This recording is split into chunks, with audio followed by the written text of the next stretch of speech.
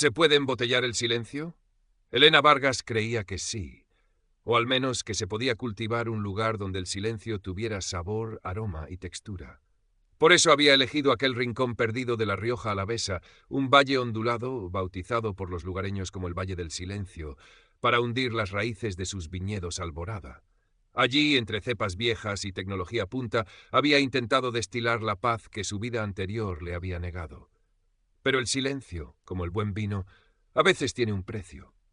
Y aquel sábado soleado de septiembre, con la vendimia susurrando promesas en el aire, alguien venía a cobrarlo. El sol de la mañana bañaba las terrazas de pizarra de la bodega, arrancando destellos dorados de las copas dispuestas para la primera cata del día. Elena, con sus 50 y pocos años llevados con una elegancia serena, supervisaba los últimos detalles. Su cabello oscuro, con hebras plateadas recogidas en un moño bajo impecable, enmarcaba un rostro de facciones clásicas donde unos ojos oscuros, profundos y analíticos no perdían detalle.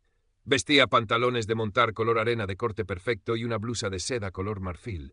Se movía con una gracia contenida, casi felina, que ocultaba una fuerza insospechada, forjada en años que prefería no recordar. Javier, su joven y entusiasta sumiller, repasaba las notas de cata con una concentración casi reverencial. «Señora Vargas, el tempranillo de la parcela 7 tiene una evolución magnífica este año», comentó, levantando la vista con admiración. Elena sintió con una leve sonrisa.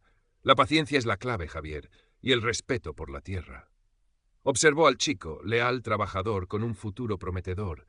Era parte de lo que había construido allí, parte de esa paz que ahora sentía amenazada por rumores, por una tensión sutil que flotaba en el aire del valle como el polvo del camino.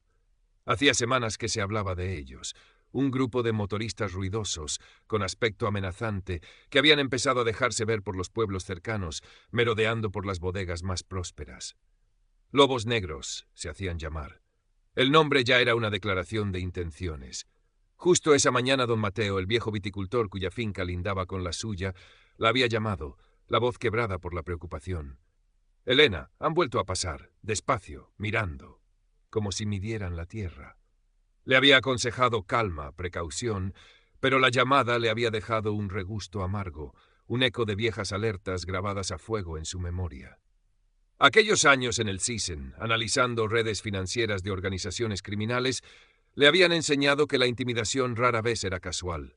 Siempre había un propósito, una estrategia detrás de la fuerza bruta. El murmullo elegante de la sala de catas, donde un grupo de turistas extranjeros admiraba la arquitectura vanguardista de la bodega, se vio brutalmente interrumpido. Un rugido grave y creciente invadió el aire, vibrando en las cristaleras, ahogando el sonido de las copas al chocar. 5 motocicletas de gran cilindrada, negras y cromadas, irrumpieron en el aparcamiento de grava, levantando una nube de polvo. Los motores no se apagaron de inmediato, manteniendo un ralentí amenazante. Javier palideció visiblemente. Los turistas se quedaron en silencio, las sonrisas congeladas. Elena sintió como una vieja compuerta se abría en su interior, liberando una corriente helada de alerta máxima. Sus ojos barrieron la escena. 5 hombres, todos corpulentos, vestidos con cuero negro desgastado, chalecos adornados con el emblema de un lobo aullando sobre un fondo rojo sangre. El líder, un hombre de mediana edad, rostro curtido y una cicatriz que le cruzaba la mejilla, descendió de su máquina con una arrogancia estudiada. Ricardo el Martillo Gómez, según los rumores. Se acercaron a la entrada de la sala de catas, sus botas pesadas resonando en la piedra. Ignoraron a los turistas, sus miradas buscando al responsable. El Martillo se plantó frente a Javier, que intentaba mantener la compostura detrás de la barra de cata. «Bonito sitio», gruñó el Martillo, su voz rasposa. Paseó la mirada por la sala con desprecio fingido. «Mucho dinero aquí». Sus acompañantes rieron con suficiencia, colocándose estratégicamente, bloqueando sutilmente las salidas. «Bienvenidos a Viñedos Alborada», consiguió decir Javier, la voz un hilo. «¿Desean realizar una cata?» El Martillo soltó una carcajada. «Queremos hablar de negocios, chaval, de protección». Se inclinó sobre la barra, invadiendo el espacio personal de Javier. «Un lugar tan bonito necesita estar seguro, ¿no crees? Los accidentes pasan, los incendios». Fue entonces cuando Elena intervino. Avanzó desde la sombra de una columna de hormigón pulido, su presencia calmada pero ineludible. «Puedo ayudarles en algo, señores». El martillo se giró, sorprendido. La evaluó de arriba a abajo con una mueca de desdén. «¿Y tú quién eres, muñeca?» «La dueña de este chiringuito pijo». «Soy Elena Vargas», respondió ella, su voz tranquila pero firme, sin un atisbo de miedo. «Y este es mi negocio. Les agradecería que trataran a mi personal y a mis clientes con respeto». Uno de los motoristas, más joven y visiblemente nervioso o ansioso por impresionar, dio un paso hacia Javier. «Este niñato necesita aprender modales», empezó a decir, levantando una mano. Lo que sucedió a continuación fue tan rápido y fluido que apenas dejó tiempo para procesarlo. La mano del motorista nunca llegó a Javier. Elena se movió con una velocidad asombrosa. Su mano izquierda desvió el brazo del agresor, mientras su derecha aplicaba una presión precisa en un punto nervioso bajo la mandíbula. El hombre soltó un gemido ahogado y se dobló, los ojos desorbitados por el dolor y la sorpresa. Otro motorista intentó intervenir, pero Elena ya estaba girando, usando el impulso del primero para desequilibrar al segundo, que tropezó y cayó torpemente contra una mesa auxiliar, haciendo tintinear las copas vacías. Silencio absoluto. Los otros dos motoristas se quedaron paralizados. El martillo la miraba fijamente, la sorpresa inicial dando paso a una furia contenida. La cicatriz de su mejilla pareció oscurecerse. «Veo que la gatita tiene uñas», siseó el martillo, su mano derecha moviéndose instintivamente hacia el interior de su chaleco. Elena no retrocedió ni un centímetro. Sus ojos oscuros se clavaron en los de él, fríos y calculadores. «Le sugiero que mantenga las manos donde pueda verlas, señor Gómez». El uso de su apellido lo descolocó visiblemente. «¿Cómo?» «Sé más de lo que cree», continuó Elena, su voz bajando un tono, volviéndose casi confidencial, pero audible en el silencio tenso. «Sé, por ejemplo, de ciertos transportes nocturnos cerca de Haro que no siempre llegan a su destino, o de las presiones a don Mateo y otros viticultores para que malvendan sus tierras, presiones que casualmente coinciden con los intereses de cierto concejal de urbanismo». El rostro del martillo pasó de la furia a una palidez lívida. La mención del concejal era un golpe directo, inesperado. ¿Cómo podía saber tanto aquella mujer elegante que parecía sacada de una revista de sociedad? «Tienen dos opciones», concluyó Elena, su postura relajada pero alerta. «Pueden marcharse ahora mismo por donde han venido, olvidarse de Viñedos Alborada y dejar en paz a la gente de este valle. O pueden quedarse y descubrir hasta dónde estoy dispuesta a llegar para proteger lo que es mío». Su mirada no vaciló. En ella había una promesa silenciosa, una profundidad que el martillo, a pesar de su brutalidad, supo reconocer como peligrosa. Por un instante, la duda luchó contra el orgullo herido en la cara del líder motero. Miró a sus hombres caídos, a los dos que permanecían inmóviles, y luego a la mujer que los había desafiado y humillado con una facilidad desconcertante. La amenaza implícita en sus palabras, la información que poseía, era demasiado arriesgada para ignorarla. Con un gruñido ahogado, hizo una señal con la cabeza. «Vámonos». Ayudaron a levantarse a sus compañeros maltrechos, lanzando miradas de odio a Elena. «Esto no ha terminado. Zorra», escupió el martillo antes de darse la vuelta. Salieron de la bodega con menos arrogancia que con la que habían entrado, el rugido de sus motores al arrancar sonando más a retirada que a desafío. Elena permaneció inmóvil hasta que el sonido se perdió a lo lejos. Luego, lentamente, dejó escapar el aire que no sabía que estaba conteniendo. La adrenalina aún vibraba bajo su piel, un viejo conocido no del todo bienvenido. La sala de catas seguía en silencio. Los turistas la miraban con una mezcla de miedo y asombro.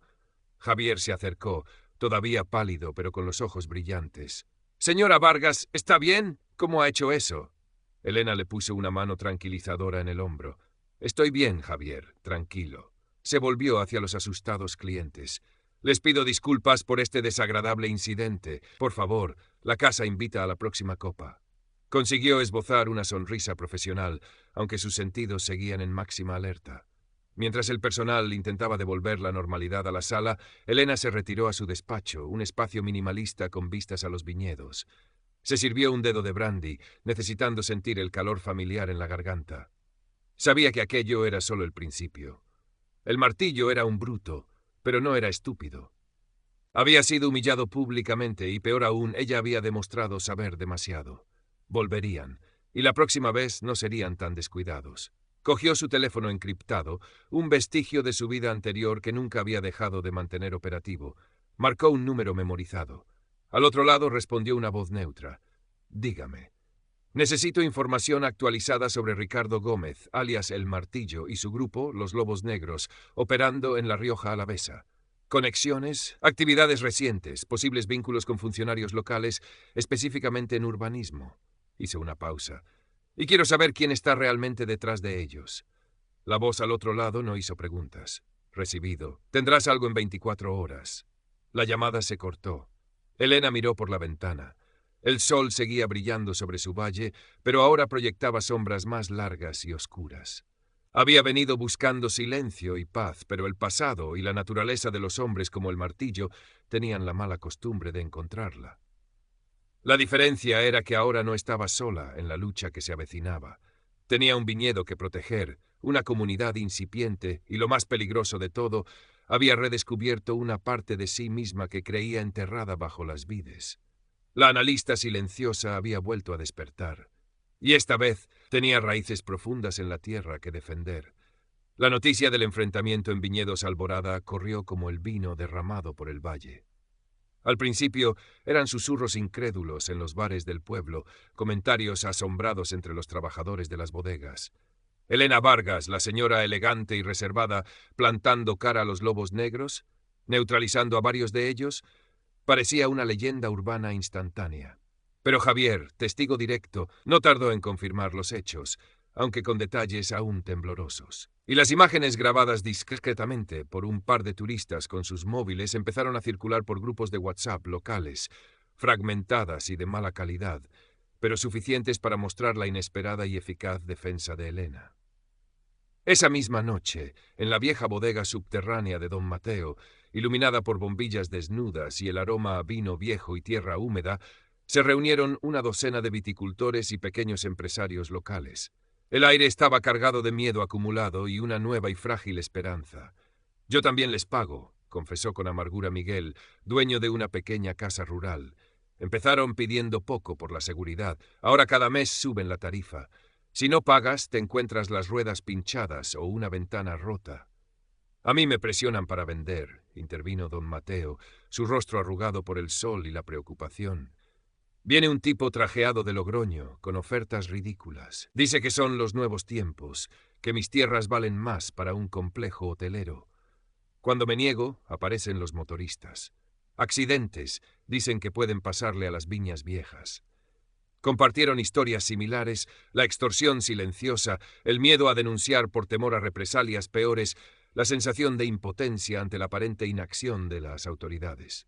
El capitán Morales, el jefe del puesto de la Guardia Civil local, era un buen hombre, todos lo sabían, pero tenía pocos efectivos y parecía atado de manos. «Lo de Elena hoy», murmuró Ana, propietaria de una quesería artesanal, «nos ha demostrado que no son invencibles, que se les puede hacer frente». «Pero ella es diferente», objetó Miguel. «Vimos los vídeos, sabe pelear. Nosotros somos gente de campo, de negocio». «Quizás no se trate de pelear como ella», razonó don Mateo, sus ojos clavados en la tierra compactada del suelo, «sino de no tener miedo juntos, de apoyarnos, de hablar, de sí. ¿Y si hablamos con ella?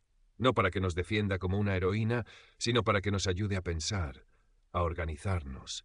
La propuesta flotó en el aire denso de la bodega. Era un paso audaz, romper el silencio colectivo. Finalmente, asintieron. Irían a ver a Elena Vargas. Al día siguiente, una pequeña delegación encabezada por don Mateo se presentó en Viñedos Alborada. Elena los recibió en la biblioteca de la bodega, un espacio cálido con paredes cubiertas de libros sobre viticultura, historia y, curiosamente, estrategia militar y análisis de inteligencia. Les ofreció café y escuchó en silencio sus historias, su rostro impasible, pero sus ojos reflejando una profunda comprensión. «No esperamos que luche por nosotros, señora Vargas», dijo don Mateo finalmente, su voz firme a pesar del temblor en sus manos. «Pero usted les plantó cara, les hizo retroceder. Quizás pueda ayudarnos a encontrar la manera de hacer lo mismo, juntos». Elena los observó detenidamente. Vio el miedo, sí, pero también vio la determinación naciente, la dignidad herida buscando un cauce. Sabía que ayudarlos significaba exponerse aún más, romper definitivamente la discreta fachada que había construido. pero también sabía que no podía darles la espalda. Su lucha era ahora también la de ellos. No soy una experta en seguridad comunitaria, empezó diciendo con cautela. Mi experiencia es diferente, pero sí sé algo sobre cómo operan estos grupos. Se alimentan del miedo y del aislamiento. La mejor forma de combatirlos es con información, organización y unidad. Durante las siguientes horas, Elena no dio órdenes, sino que hizo preguntas. Les ayudó a estructurar sus preocupaciones, a identificar patrones, a pensar en recursos.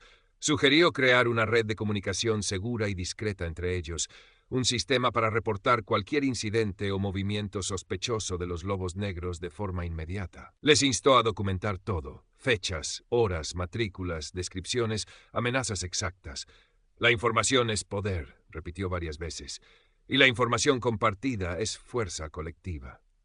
Mientras tanto, la información que había solicitado por su canal seguro empezó a llegar. Confirmaba sus sospechas. Los lobos negros eran la fuerza de choque de una operación más amplia. Ricardo el Martillo Gómez tenía antecedentes por extorsión y lesiones. El grupo estaba siendo financiado indirectamente a través de una empresa pantalla vinculada a un conocido promotor inmobiliario de Logroño, el mismo que hacía ofertas a don Mateo. Y sí, el concejal de urbanismo del ayuntamiento comarcal aparecía en varias transacciones sospechosas relacionadas con recalificaciones de terrenos rústicos. Era un entramado clásico de corrupción, usando la intimidación de bajo nivel para facilitar negocios turbios a gran escala. Compartió parte de esta información, la más relevante y menos comprometedora sobre sus fuentes, con el capitán Morales en una reunión discreta en un camino rural. El guardia civil escuchó con atención, su rostro sombrío. Sabíamos que algo olía mal, Elena, admitió Morales. Pero no teníamos pruebas, solo rumores, miedo. Nadie se atrevía a denunciar formalmente, y mis superiores, digamos que no ven esto como una prioridad. Hizo una pausa, mirando a Elena con nueva determinación.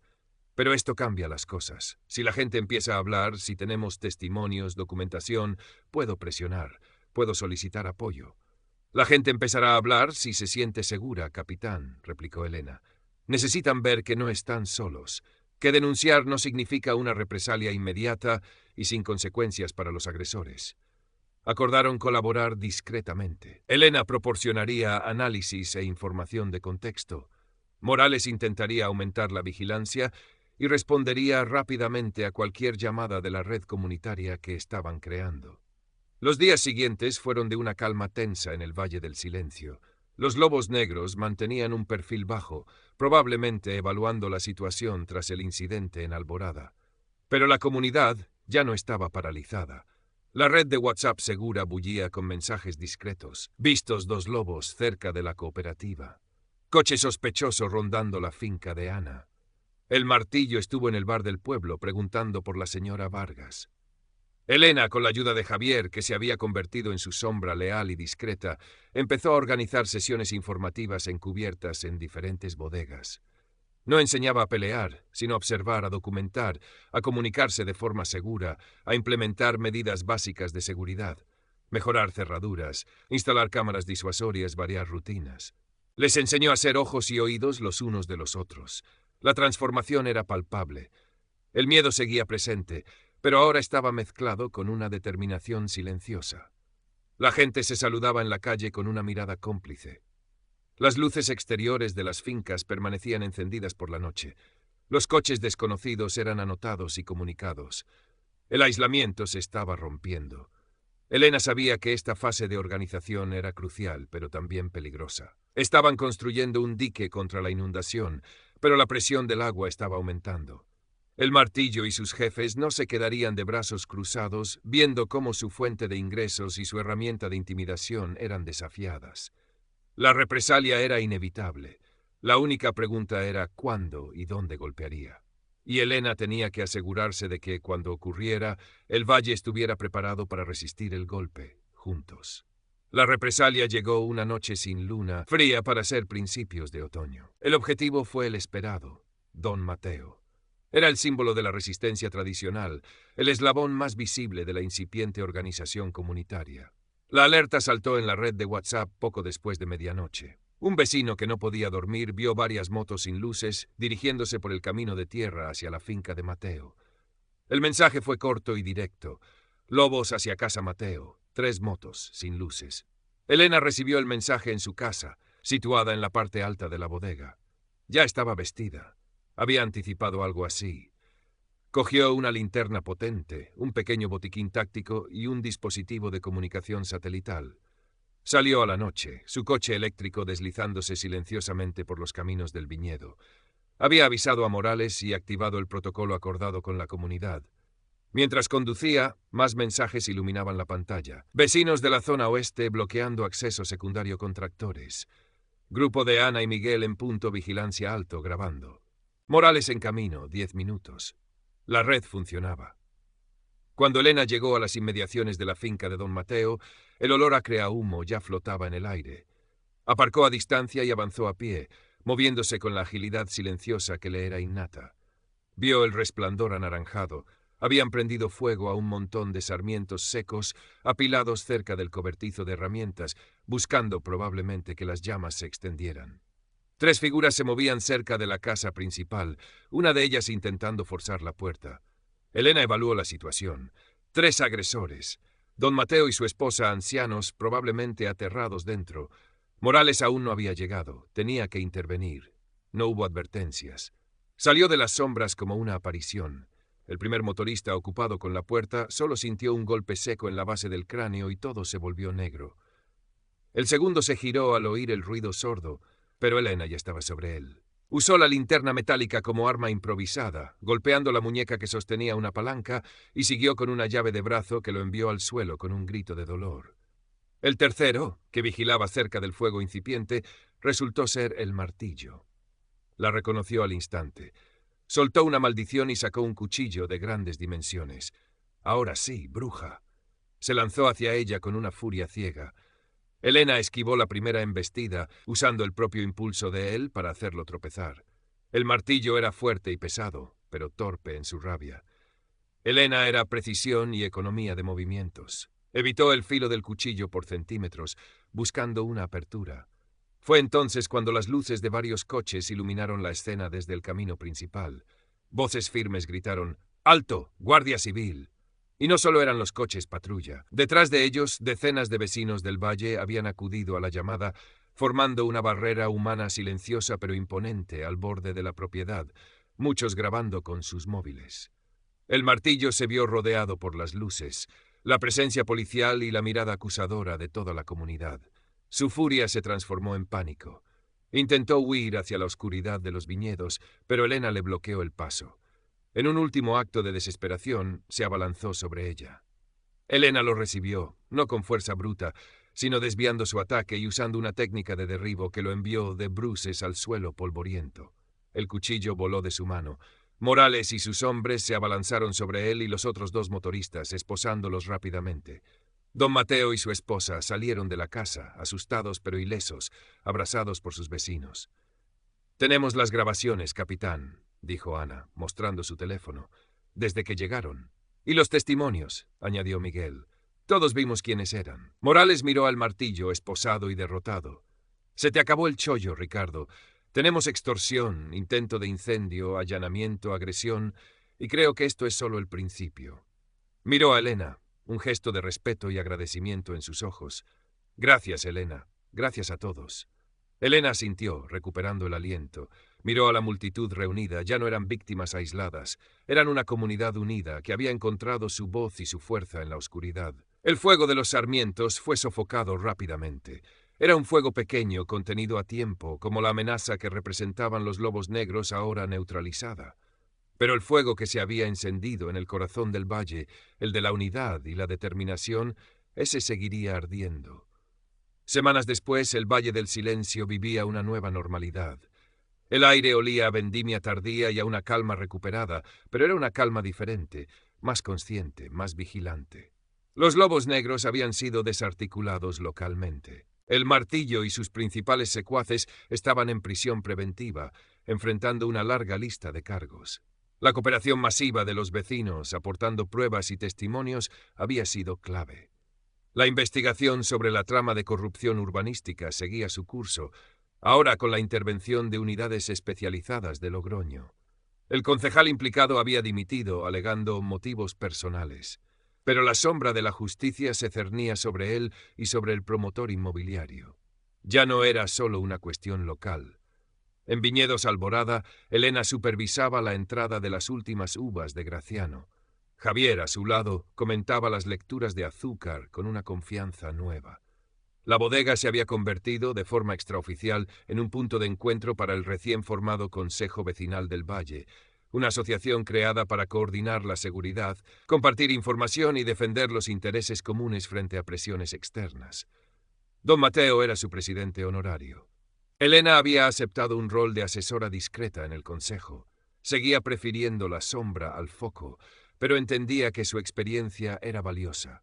Su pasado ya no era un fantasma a evitar, sino una herramienta a utilizar con prudencia por el bien de su comunidad adoptiva. Una tarde, mientras cataba la nueva añada de su reserva personal en la quietud de su biblioteca, recibió una llamada del capitán Morales.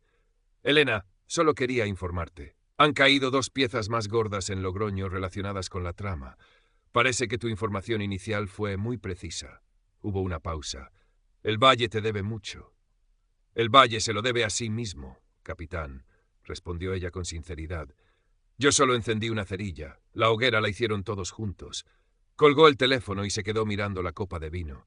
Rojo intenso, complejo, con capas de aromas que se revelaban lentamente, como el valle, como ella misma.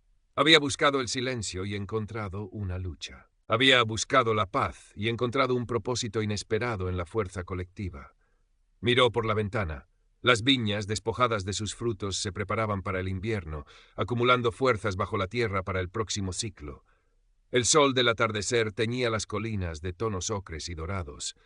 El silencio había vuelto al valle, pero ya no era un silencio de miedo o resignación. Era un silencio vigilante, consciente de su propia fortaleza, listo para defenderse. Un silencio con sabor a tierra, a vino y a dignidad recuperada. Elena Vargas levantó su copa, no en celebración, sino en reconocimiento silencioso. La vendimia había terminado. La verdadera cosecha, la de la comunidad, acababa de empezar.